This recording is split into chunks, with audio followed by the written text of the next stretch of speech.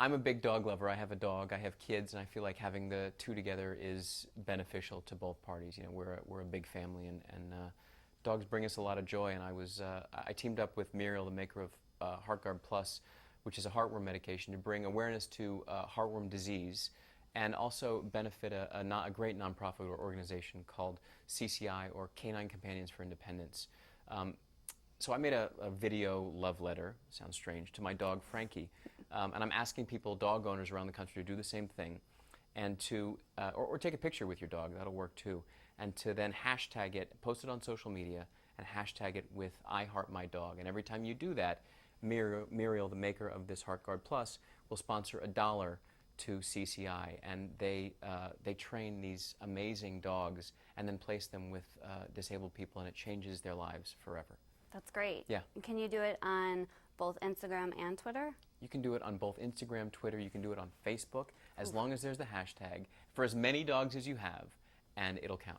Okay, so Yeah. tell me a little bit about your dog then, and how long have you had him? Her? Frankie, I know, it's tricky. Frankie is a girl, Frankie Lou. I've had Frankie for about 8 months. We rescued her about 8 months ago from a local shelter. I had a dog for 18 years who passed away last year.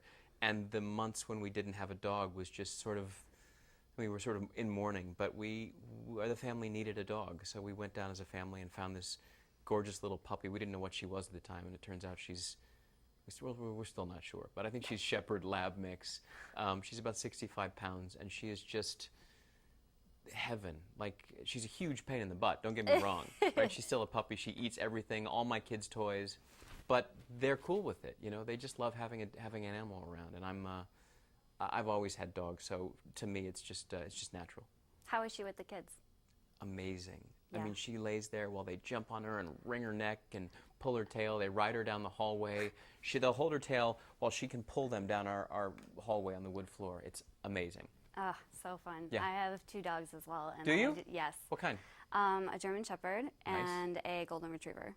You're a big dog person. Yes. Right on. Yes, and it's true. They're just a part of the family. You have hair all over your house.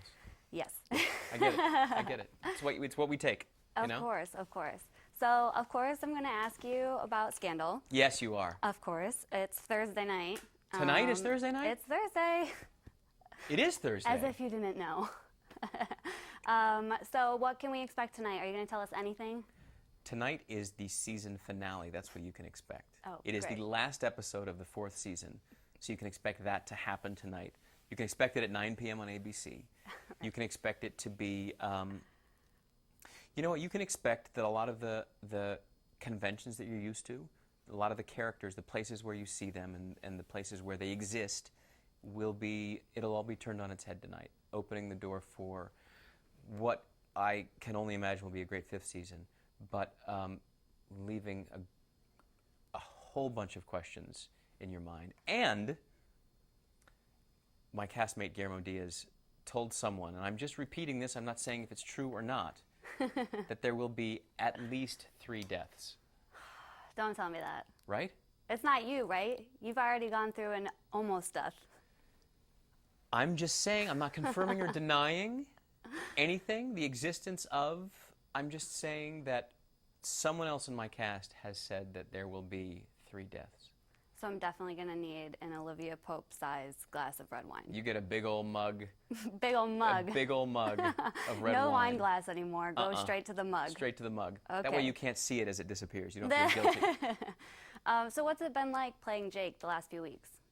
I love it. I got to say, you know, I'm so happy to be part of this cast and this show, which I think is a really groundbreaking show. But the past few weeks especially, you know, since 2 episodes ago when everyone thought Jake was dead, including yourself. Oh no, I was on the fence. I said anything can happen in anything can happen in Shondaland, that's right. We had a little tweet exchange about it. I will pray that he is not dead. Tweets like yours from people like you made me feel even better about being on this show. You know, Jake was initially the sort of guy who got in the way, right? He was the one that got in between Olivia and Fitz, and there was a lot of shade thrown at Jake over social media, and I took a lot of it. But there was a definite outpouring of support for the character when this happened, and people couldn't believe it, and articles were written, and I'm so glad to still be part of the show. And you say you got a lot of shade and people saw you as the one that got in the way. Me and a lot of my friends that watch the show, we kind of saw you as the good guy, the well-intentioned man for Team, we're Me Team too. Jake. We're Me Team too. Jake.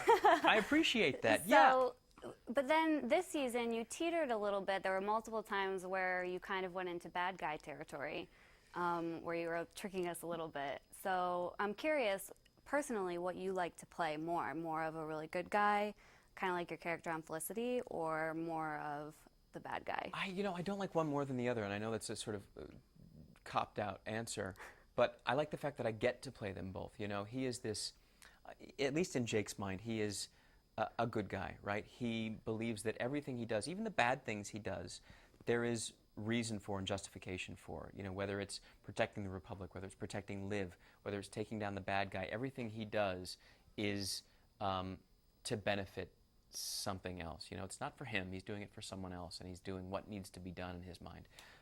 But there's also that sort of sensitive romantic side of Jake, and I loved when they were on the island together. I loved that. Are you kidding me? You tweeted, you never should have left the island. Never should have left the island. I told you I stalk you on Twitter. It's Never not good. should have left the island. I'm glad to put a face to the stalker. It's fine. Now I know. It's good. It's good. We're on different coasts, so it's okay. Do you know how to drive? I do know how to drive. I'm an upstate New Yorker. Oh, so you do know how to drive, right? Yeah. You're not going to drive cross country, though, right? Maybe. Okay. Okay. Security? Kidding. I know.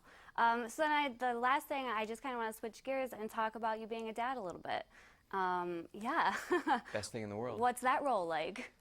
It is the best role I've ever played. I am the proud father of a 5-year-old daughter, a 3-year-old son, and a 6-month-old son. I was just, when you walked in, I was looking at pictures that my wife sent me just of my kids, because I haven't been there in 2 days. I'm in New York and they're in LA. It's the most enjoyable, worthy, respectable thing I've ever done, and it's a big, long heartbreak. Why? Which I know sounds strange. Yeah, tell me. But it was Easter not that long ago, and we went to see the Easter Bunny, and my 5-year-old daughter hugs people at Disneyland, went up to give the Easter Bunny a hug, and then she stepped back, and while he was giving another kid a hug, she looked down, and the costume only went over his shoes, and she came up to me, and I have it on video, and she said, "Daddy, that's not the Easter Bunny." And I said, "What do you mean?" She goes, "That's a grown-up." And I said, "How do you know?" And she pointed to the shoes, and it broke my heart. Oh, no. Like, the innocence cracks just a bit every time, and it's really, really tough. I'm going to cry sitting here thinking about it, but it's the best thing I've ever done. And then what about being a partner with your wife? Being parents with your wife? What do you... I think it's made us better as a couple, and I know for a lot of people it can, parenting styles and the way we were raised completely differently and grew up completely differently. She grew up an immigrant here in the city, and I grew up an American kid in the Midwest, and for the most part. And so the way we were raised were different. Our parents are completely different. But our sensibilities are the same. So I think it's brought us closer. Look, it's very hard, right? We're exhausted all the time. When they say parenting is the hardest job out there, they're right. It's no joke. It's 24/7. And I'm lucky. I get to go to work. She stays home with the kids, and there's never a break for her. But I think the fact that I understand that, and that she understands that I have to go to work, and don't just want to go to work, makes us a good couple. And Christ, who knows? Who knows? But for right now, we're great. Good. Yeah. And if there was one thing as a dad and a husband that you could tell all the moms kind of out there, what's one thing you wish they would know or could know? This is so funny. I was just talking to a friend who's planning a wedding. We don't care. So we don't care. You guys deal with it, do it. We don't really want to hear about it. Whatever it is, we are cool with it. Whatever you want to do. Until the day. And on the day, then we'll have an opinion. But if it's 2 weeks before, and whatever it is, whether it's a wedding, a party, a schedule, a dinner with friends, a new couch, a TV show, an event, anything, whatever you want is fine with us. Just let it be. It's good advice. I'm getting married too, so. Are you? I am. Don't involve him in it. All right. He doesn't care. He doesn't care. He'll care as much as you do on the day. He wants to marry you as much as you want to marry him. Wedding? It doesn't matter. It's good to know. Good to know. Well, thank you so much. You're welcome. This was great. It was Of so course. nice meeting you. It was a pleasure meeting you too. Let's keep tweeting. Okay, let's do it. Deal.